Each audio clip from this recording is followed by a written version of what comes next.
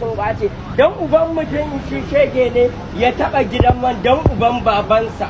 To fa takaddamar rigimar da ake ta faman da Alhaji Rufa'i wanda al'umma suke cewa Alhaji Rufa'i mahaukaci ne nan. Har ya kara da cewa da bakinsa an mai da gaske rijista ta gidan sakatiri na mahaukata kenan. Amma mai sauraro ga cikakken bidiyo da yake zuwa maka cikin tashar nan mai albarka mai suna Arewa Hausa Top TV.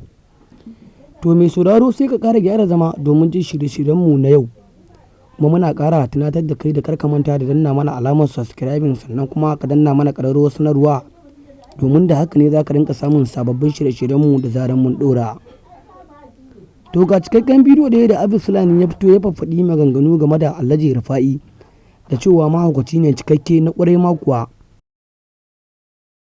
Dama Hausa sun ce idan ka ga mahaukaci abu kai dariya to fa tabbas ba dan uwanka bane. Ashe wannan bayan Allah AA Rufa'i mai siyan duniya ba comedy yake ba, yana da matsalar kwakwalwa. Kuma labari ya riske ni daga ɗaya daga cikin ƴan uwansu ko in ce makusantan da sun tabbatar min da cewa maraici ne sai ya koma haka. Sanda mahaifinsa yana raye yana kai shi asibiti a masa allura a kula da shi amma tun bayan sanda ya rasu abu ya taɓarɓare. Ya sai da BBC suka fito suka karanta wani labari da aka danganta da su aka ce wai sun wallafa da cewa EFCC na neman suka ce ba daga su bane. Ita an bani takaddun mallakar duniya.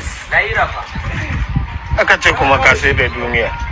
Aini in na tashi na sai da abu ni nake siya. Okay.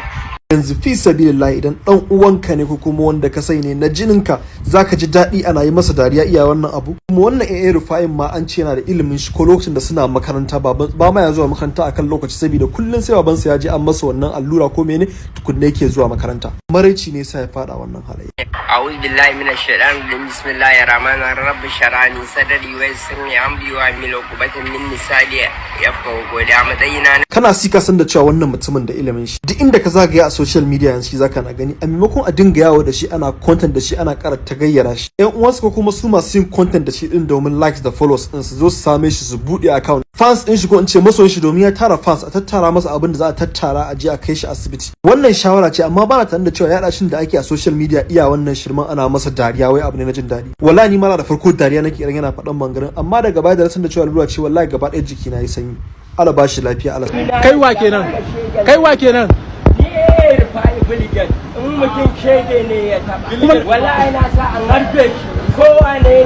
Harbi ba. Na mutum da yi FCC wallahi duk wata kadararsa a ɓace wallahi don uban mutum.